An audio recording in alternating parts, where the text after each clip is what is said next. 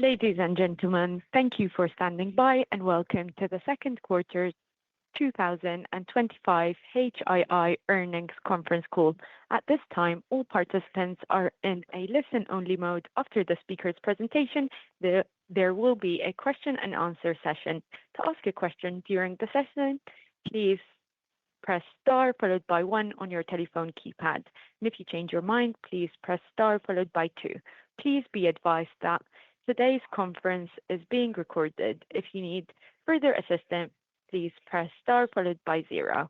I would now like to hand the call over to Christy Thomas, Vice President of Investor Relations.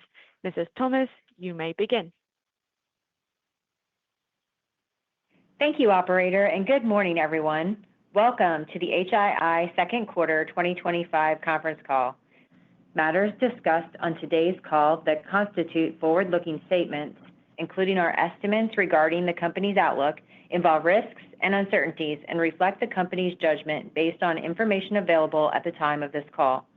These risks and uncertainties may cause our actual results to differ materially. Additional information regarding these factors is contained in today's press release and the company's SEC filings. We will also refer to certain non-GAAP financial measures. For additional disclosures about these non-GAAP measures, including reconciliations to comparable GAAP measures, please see the slides that accompany this webcast, which are available on the Investor Relations page of our website at ir.hii.com. On the call today are Chris Kastner, President and Chief Executive Officer, and Tom Stiehle, Executive Vice President and Chief Financial Officer. I will now turn the call over to Chris. Thanks, Christy. Good morning, everyone, and thank you for joining us on today's call. I'll start by providing a high-level summary of our financial performance, highlighting key achievements, and then I'll provide an update on our operational initiatives. Tom will discuss our quarterly results and full year 2025 outlook in more depth. This morning, we reported second quarter sales of $3.1 billion and earnings per share of $3.86, with backlog reaching $56.9 billion. Contract awards of $11.9 billion included DDG 145 and 146, LPD 33, and two Block 5 submarines with associated investments in shipbuilder wages, workforce development, infrastructure, and technology insertion. Free cash flow was $730 million, and we invested $93 million in CapEx. At Newport News in the second quarter, we floated off SSN 800 Arkansas and are on track to deliver SSN 798 Massachusetts later this year. New carrier construction is also progressing, and on CVN 79 Kennedy, we are working with our customer to deliver the most complete and combat-ready ship to the Navy as early as possible, and are scheduled to go to sea for our first trials toward the end of the year.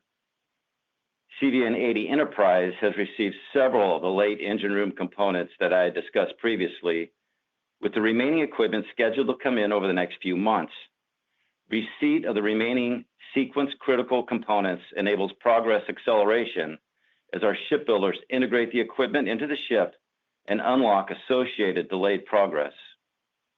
Moving to Ingalls, in the second quarter, we completed main engine light-off on DDG 128 Ted Stevens and christened DDG 129 Jeremiah Denton. And we continued to make progress on our amphib programs as we completed fuel load on LPD 30 Harrisburg and generator light-off on LHA 8 Bougainville. At Mission Technologies, we had another quarter of strong sales of $791 million. Key wins included a contract to provide live training solutions to the U.S. Army's Program Executive Office for simulation training and instrumentation. And in our uncrewed business, we delivered the first two Lionfish small uncrewed undersea vehicles to the U.S. Navy under a program that could scale to 200 vehicles. We also announced a commercial sale of REMUS 300 UUVs to Hitachi. Notably, our recent announcement of a technology partnership with C3AI is a key strategic highlight for the quarter. This partnership enables us to leverage digital technologies and AI to accelerate shipbuilding throughput, with a primary focus on schedule optimization to drive faster delivery. Now on to the operational update. Both Ingalls and Newport News performance was relatively stable in the quarter as we continued to work through ships that were contracted for prior to COVID. As I've indicated previously, the next year and a half will be challenging as we transition out of ships contracted for pre-COVID to our new contracts. As for the first operational initiative, increasing throughput, Ingalls is on plan and Newport News continues to be behind plan, primarily due to CVN 80 supply chain issues I previously discussed. Both shipyards increased throughput in the second quarter, and I expect further acceleration on the back half of the year. It's important to note that progress is being made on improving performance due to the sustained and significant investment by the Navy and Congress, along with our internal investments. Leading indicators in the labor pipeline and retention are showing positive trends. And on the supply chain front, we expect continued stability, though risk remains for some major equipment. While these early indicators are encouraging, there is still tremendous work to be done. We know that it will require sustained improvement to achieve our long-term targets. Also, the industrial base is expanding, with significant outsourcing taking place, increasing the capacity of the shipbuilding industry as a whole, and our technology efforts to increase efficiency are off to a strong start. The second operational initiative is our $250 million annualized cost reduction effort, and we expect to achieve this by year's end. Finally, regarding the third operational initiative, contract awards, we announced the award for 2 Block 5 submarines and associated investments on April 30th. This award reflects a significant step, solidifying the investment our customers are making in the shipbuilding industrial base and highlighting the critical and urgent need for these submarines. The shipbuilding and Navy teams have now pivoted to negotiated agreements for Virginia-class Block 6 and Columbia Build 2, and I expect these agreements to be completed later this year. Turning to activities in Washington, the reconciliation bill and the FY26 budget includes significant support for our shipbuilding programs. Specifically, the reconciliation bill includes a second FY26 Virginia-class submarine, 2 DDG-51 Arleigh Burke destroyers, funding for the amphibious warship bundle, funding for expansion of USV UUV production, and $4.9 billion for the shipbuilding industrial base. Additionally, the President's budget for fiscal year 2026 is now under consideration by Congress, and the proposed budget reflects continued investment in our shipbuilding programs, with funding provided for the Columbia-class and Virginia-class submarine programs, for CVN's 80 and 81 construction, and CVN 82 advanced procurement, and for the second of 3 years of funding for the refueling and overhaul of CVN 75. In summary, we had a solid Q2 that was largely consistent with our expectations as we remain focused on executing our operational initiatives, increasing throughput, achieving cost reductions, and capturing new contract awards. And now I'll turn the call over to Tom for some remarks on our financial performance. Tom? Thanks, Chris, and good morning. Let me start by briefly discussing our second quarter results, and then I'll address our outlook for the year. For more detail, please refer to the earnings release issued this morning and posted to our website. Beginning with our consolidated results on slide 6 of the presentation, our second quarter revenues of approximately $3.1 billion increased 3.5% compared to the same period last year. The higher revenue was attributable to year-over-year growth at all 3 divisions.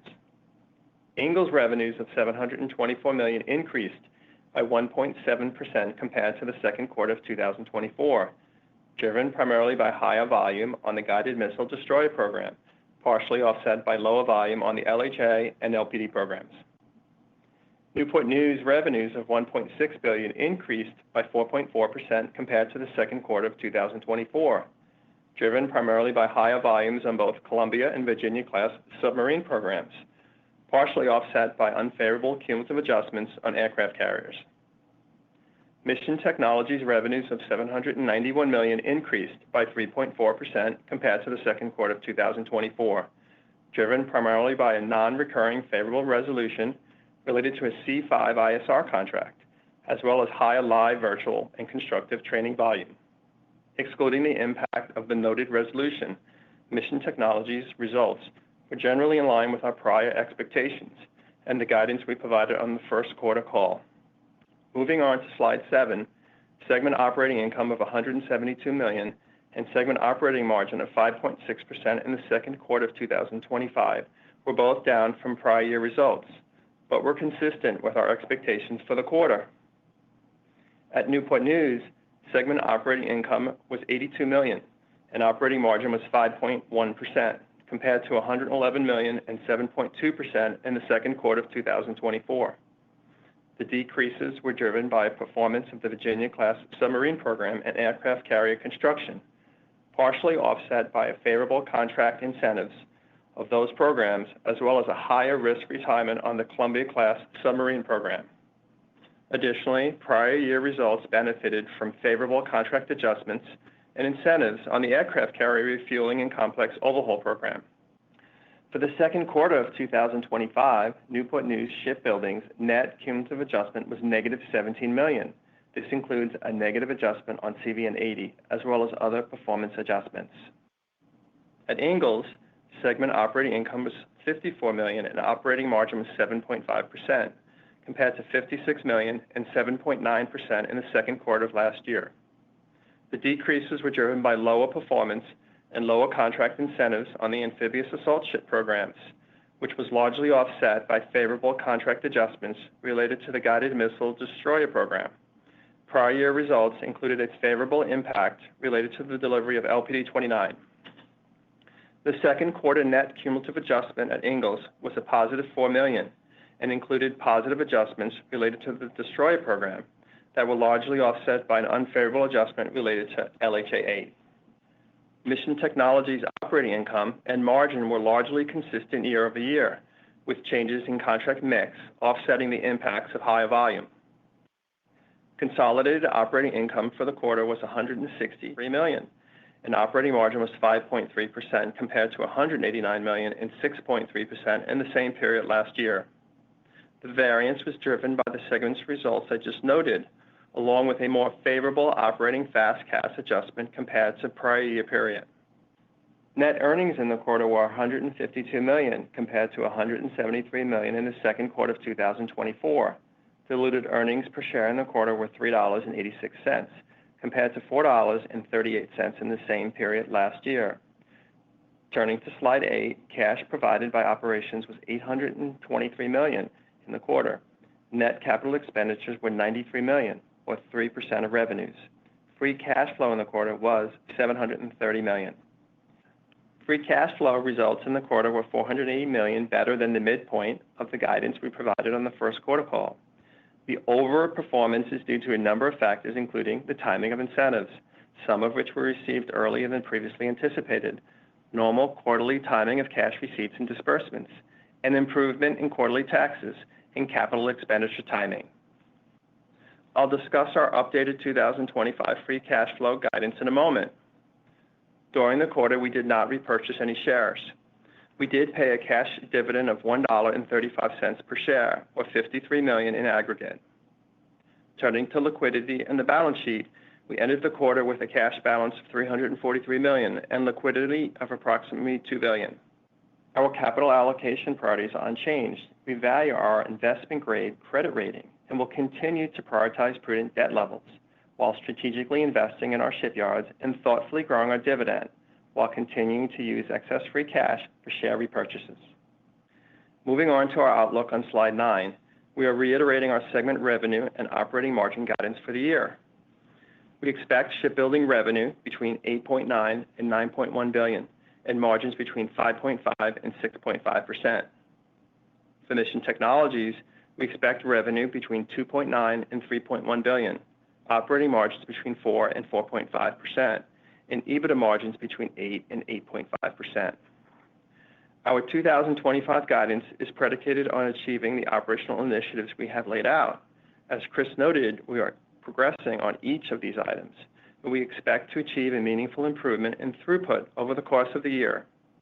Regarding our assumption related to the award of Virginia-class Block 6 and Columbia-built 2 submarines, we continue to expect that award to occur this year.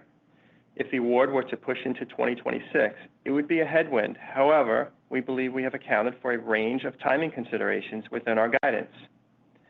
For 2025 free cash flow, we are updating our guidance to between $500 and $600 million.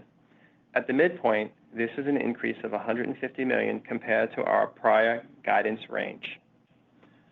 The majority of this growth is related to updated cash tax expectations, given the recent change in tax law, including R&D expensing and bonus depreciation changes. We are also updating a number of discrete income statement guidance elements. We are revising our operating fast cash adjustment from $43 million to $40 million. Our non-current state income tax expense for the year is now estimated to be approximately $15 million, with approximately $10 million of that expense falling in the third quarter. This update reflects the state impact of recently enacted federal tax law changes that benefited our cash flow expectations and may be further impacted depending on how individual states conform to the recent federal tax law changes. Our interest expense guidance has declined by $20 million from our prior outlook, given the strong second quarter cash flow and resulting lower commercial paper usage. Moving on to a preview for the third quarter, for shipbuilding, we expect third quarter sales of approximately $2.2 billion and margins near the low end of our annual guidance range. This does imply a stronger fourth quarter, which is consistent with our expectations and timing of milestones. For Mission Technologies, we expect third quarter sales of approximately $730 million, an operating margin of approximately 3.5%. This does imply a sequential decline in revenue. However, a second quarter results did include the non-recurring favorable contract resolution I previously discussed. Finally, we expect third quarter free cash flow to be approximately negative $150 million as a result of normal business operations and the strong Q2 cash generation. To close, I will echo Chris's sentiment. It was a good quarter as we continue to make steady progress working our way through challenging shifts and executing our 2025 operational initiatives, securing new contracts aligned to the current environment, driving higher throughput, and thoughtfully managing cost. With that, I'll turn the call back over to Christy to manage Q&A. Thanks, Tom. As a reminder to everyone on the call, please limit yourself to one initial question and one follow-up so that we can get as many people through the queue as possible. Operator, I will turn it over to you to manage the Q&A. Thank you very much. If you would like to ask a question, please press star followed by one on your telephone keypad now. And please ensure your device is unmuted locally. If you change your mind or your question has already been answered, please press star followed by two. Our first question comes from Doug Harned with Bernstein. Your line is now open. Please go ahead. Good morning. Thank you. Morning, Doug. Chris, you had a big quarter for shipbuilding in Q2 revenues. And you're looking at 20% better throughput this year. You're should be getting some money from the Block 5 award, but your guide for shipbuilding revenue is only up 3%. I mean, how should we reconcile those things? Yeah, it's a good question, Doug. Thank you. Our throughput increase and our revenue forecast all takes into consideration wages getting incorporated in both shipyards. That's already happened at Newport News. We expect that to happen over the back half of the year at Ingalls. Outsourcing improving, which actually outsourcing this year should get up to 2 million hours, which is over a million hour increase from last year. And then our Charleston operations also comes online and provides additional throughput. So you take all that into consideration, most of that happens in the back half of the year. And if we're able to achieve that, we should achieve, and I'm confident we'll achieve our 20% improvement on throughput, which should lead us to our guidance estimate. You always have to take into consideration material timing when you're doing your sales forecast. But I'm pretty comfortable that our guidance is appropriate. There's potentially some upside there if we make all our throughput commitments. If we are able to continue to hire experienced people and our attrition trends continue, but all that works together and conspires together to project towards our sales guidance. I guess what I'm trying to understand is, and we're looking at this situation where a lot of money is coming in to shipbuilding right now in proposed budgets, current budgets, and you're looking at the higher throughput, just trying to figure out, and I know that it's not easy to change shipbuilding revenues in a short period of time. But I'm just trying to understand how we kind of triangulate between the funding trajectories, the throughput, and what this revenue outlook would likely be over at least the coming years. Right. Well, so I'm still comfortable with the 4% growth revenue outlook, and I'm very comfortable that this shipbuilding industrial base is getting rebuilt. I think labor is being addressed through increase in salary and positioning towards more experienced people and attracting more people into the industry. I'm very confident the industrial base is expanding, led by the prime contractors that are doing that effort, including the acquisition of Charleston. So it's going to happen. The industrial base is growing. The supply chain is becoming more stable. I can't predict when that volume will show up, but it's occurring as we're moving through this year. I don't want to get ahead of ourselves from a guidance standpoint and a sales standpoint, but I'm still comfortable with the 4% growth rate, and it's incumbent upon us to execute. Okay, very good. Thank you. Thanks, Doug. Our next question comes from Scott Mikus with Melius Research. Your line is now open. Please go ahead. Morning, Chris and Tom. Nice results. Morning. We have better clarity on the funding environment with the One Big Beautiful Bill sign. The 2026 budget also looks very supportive. When we think about kind of the repeal of Section 174, is that 5-year cumulative free cash flow target of $3.6 billion now back on the table, but just from 2025 through 2029? Yeah, we pulled that guidance last year, and I would not say it's back on the table right now. We're raised the focus and fixated on ensuring that we provide guidance going forward that we can hit. Right now, we have the annual guidance you saw from my remarks up front and the released information that we provided, that we raised that from 300 to 500 to 500 to 600 in free cash flow. But we're going to stick to an annual guidance right now. And as we get consistent and we have quarter over quarter meeting or exceeding the guides, we'll address that in future discussions. But we don't have a 5-year guide on the table right now. Okay. And then, Chris, the Secretary of Navy commented that it might be preferable to have Newport News and Electric Boat each build Virginias separately rather than teaming. So if the Navy were to pursue that route, just curious, how much capital would you and the Navy need to invest to make that happen?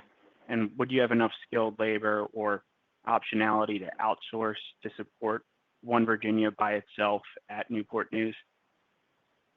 I think it's always important to evaluate alternatives. Right now, we're happy with the teaming arrangement that we have with General Dynamics on the Virginia-class program. It would take additional capital.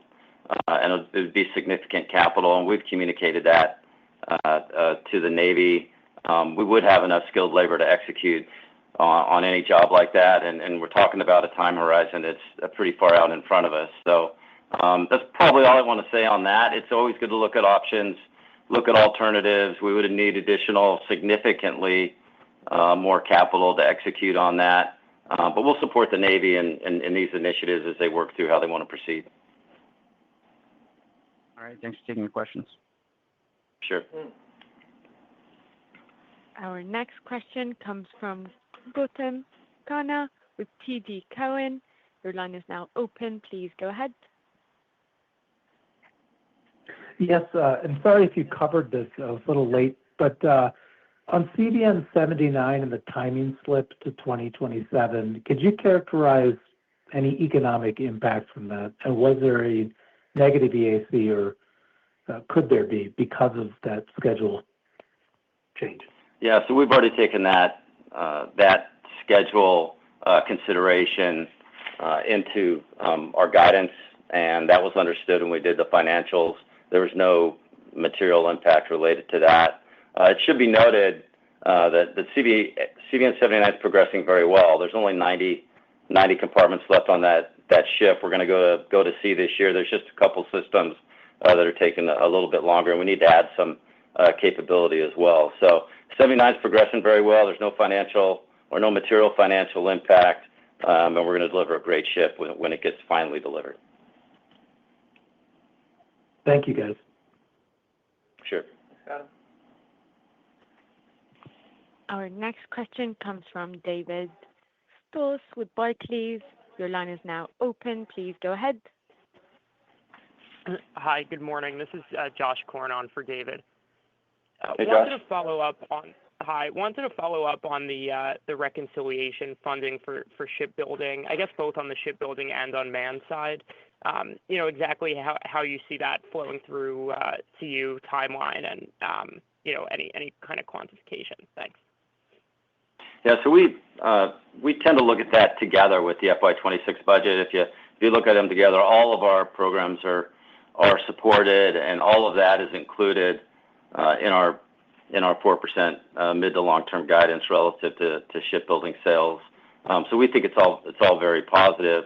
I think the unmanned stuff is very interesting. Obviously, we have the premier uncrewed underwater vehicle program up in our Boston organization within Mission Technologies, and then some very interesting programs we're evaluating, participating in from a surface standpoint. So we think that's positive as well, and that could be some tailwinds if we're successful in that regard. So we look at them together. It's significant tailwinds in shipbuilding, and we're going to take advantage of them. Okay, thanks. And then on Mission Technologies, have you had any impact or discussions around DOGE at this time? So we're comfortable with our 25 guidance still. There has been some minor restructuring of contracts, which would potentially impact 26. We're looking for ways to offset that. As of this point, we're still comfortable with our revenue growth within Mission Technologies, but there has been a slowing of awards and activity, although the pipeline still looks very strong at over $90 billion. So we're going to watch it. We're following it every day, and we're offsetting impacts where we can. But as of right now, we're comfortable with our guidance. Okay, thank you. Sure. Thank you very much. Just as a reminder, if you would like to ask a question, please press star followed by 1 on your telephone keypad now. Our next question comes from Seth Seifman of JP Morgan. Your line is now open. Please go ahead. Hey, thanks very much, and good morning.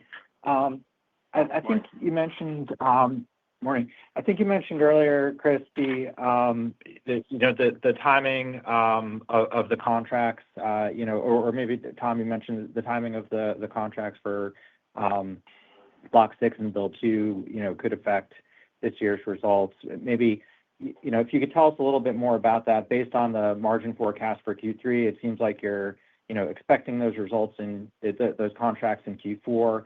Do you expect them to come together? Do you think they could come separately? If you could give us an update on sort of where things stand and kind of the magnitude of that, within the outlook. Sure, I'll start, and then I'll kick it over to Tom for the details on how he's thinking about it from an outlook standpoint. We quickly repositioned from the Block 5 contract into the Block 6 and the Columbia Build 2 contracts, and we're actively engaged with the Navy and our partners to get that done.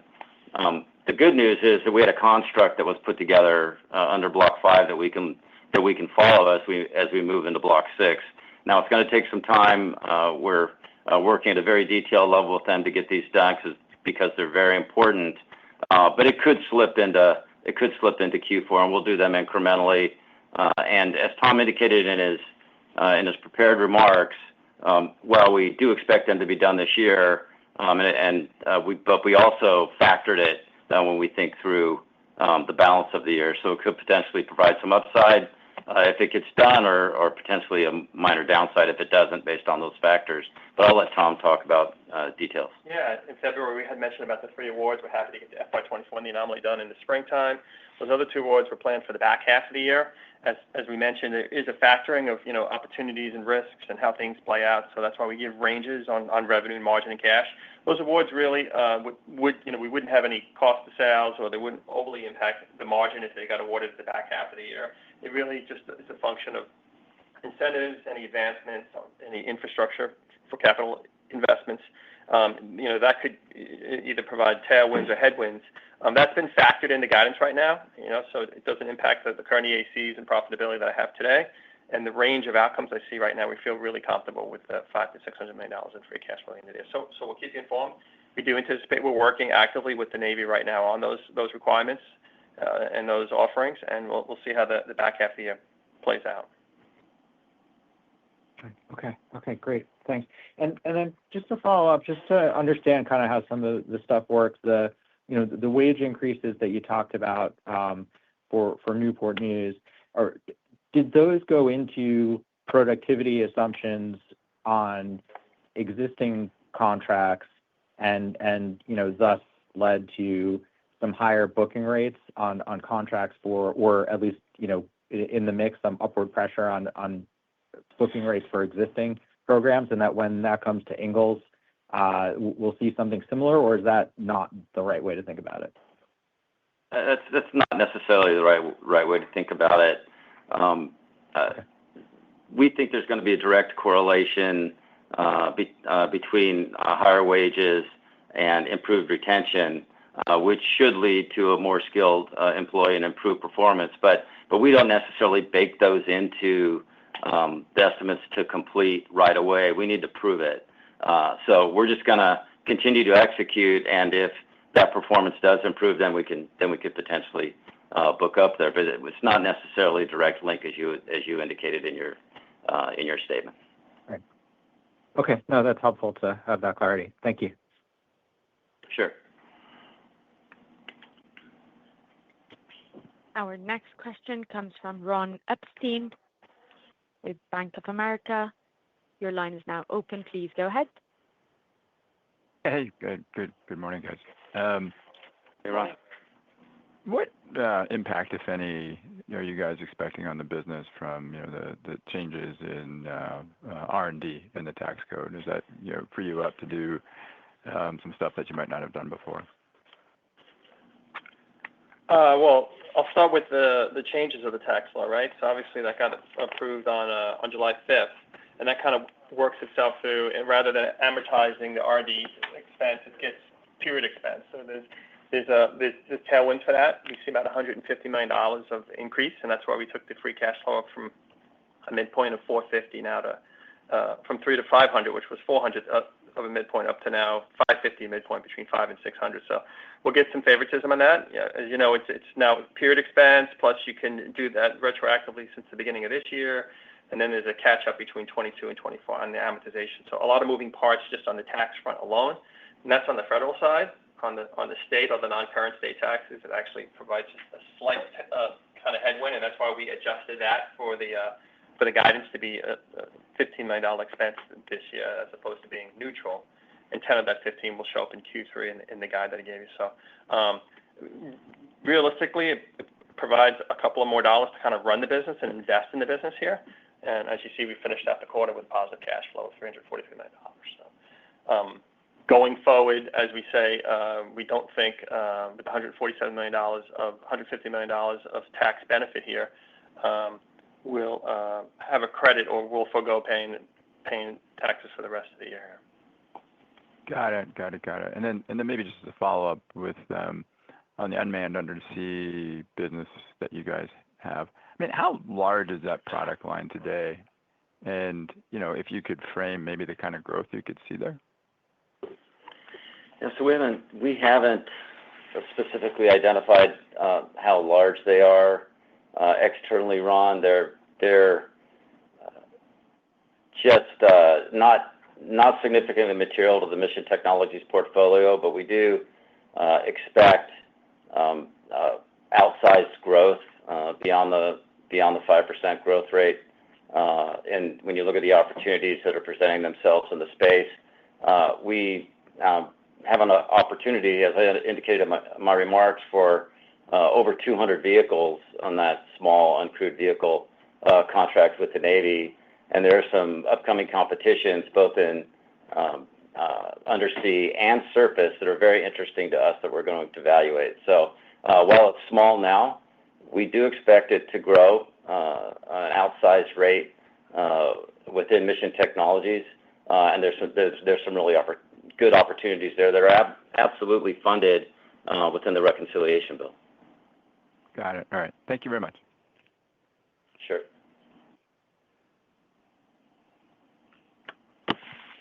Our next question comes from Miles Walton with Wolfe Research. Miles, your line is now open. Please go ahead. Thanks. Good morning.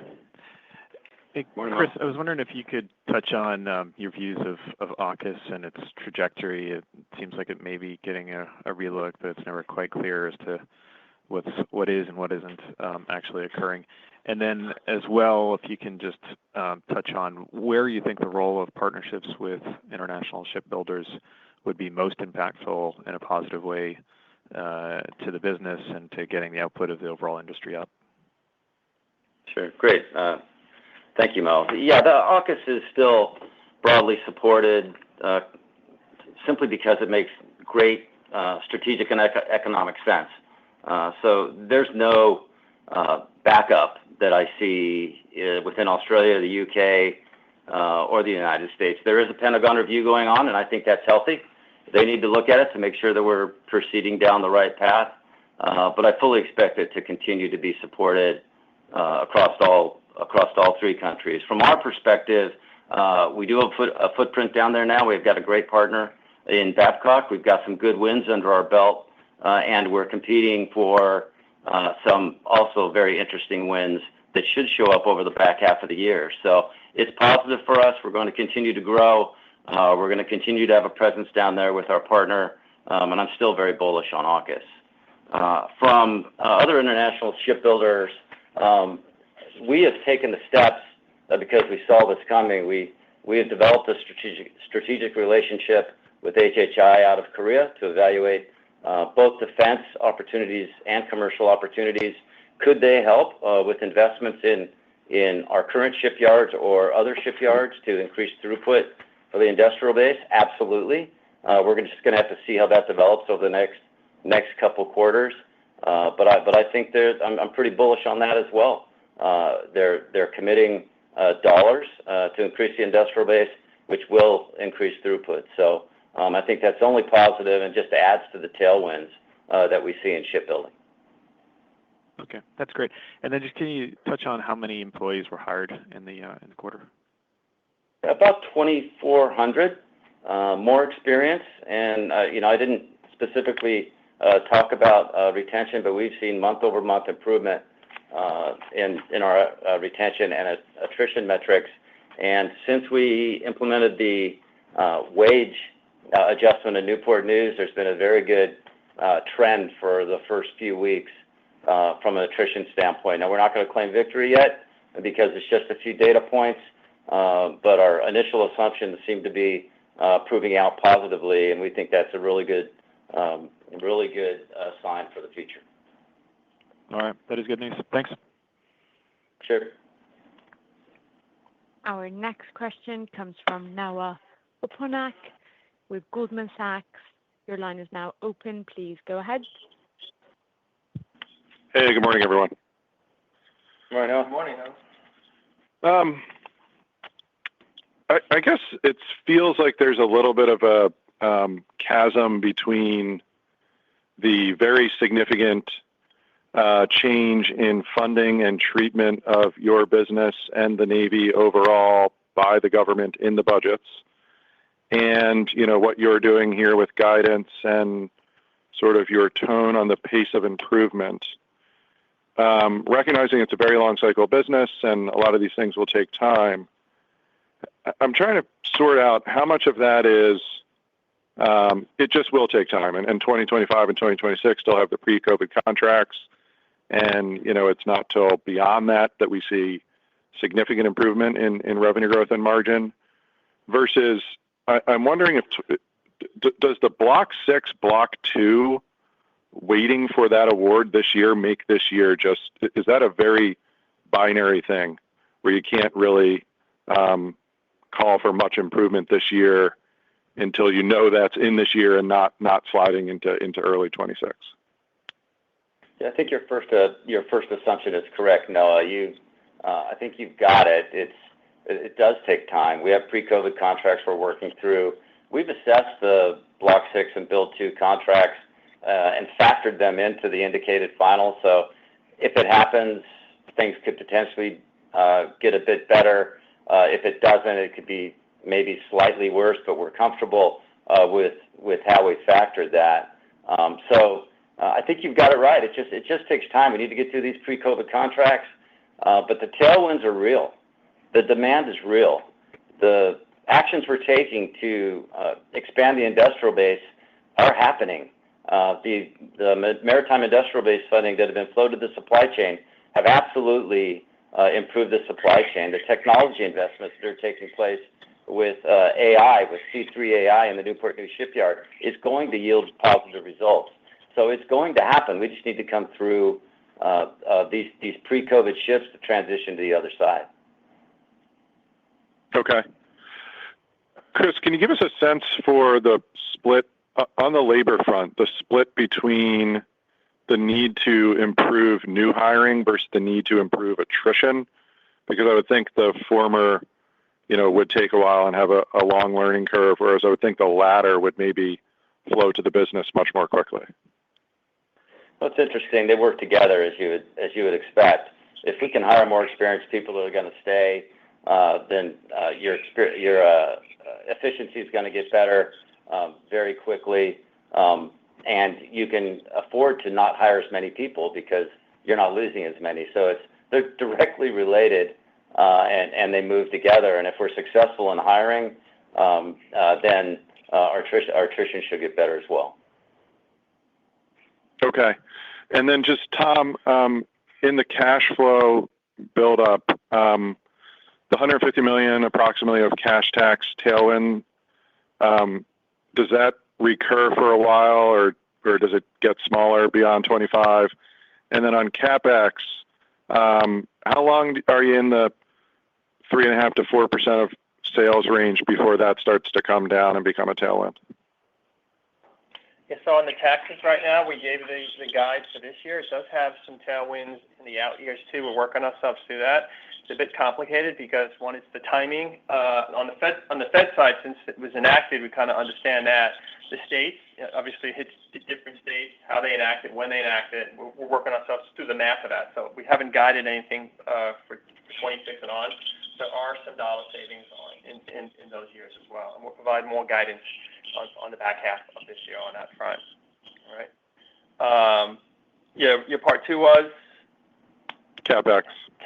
So for CapEx, we finished 2.5 in Q1, 3% in Q2. We're 2.8 through the first half of the year. We guided 4%. Haven't provided guidance after this year. I know last year when we thought we were going to put all the subs on contract immediately, it was about 5% for 3 years. I do envision it to be elevated over the normal, what we term medium to long term of 2.5%. I do envision us being higher than that in the next couple of years, but we haven't provided a specific number. That will be a function as we come through the Columbia Bill 2 and the VCS Block 6. Timing and pace, the number of boats, and the level of infrastructure and investment that goes into the Newport News Yard will dictate. But I'm comfortable, like we have in the recent past, we'll continue to get meaningful participation from our Navy customer as we invest for more throughput and high revenues at Newport News. Okay, thank you.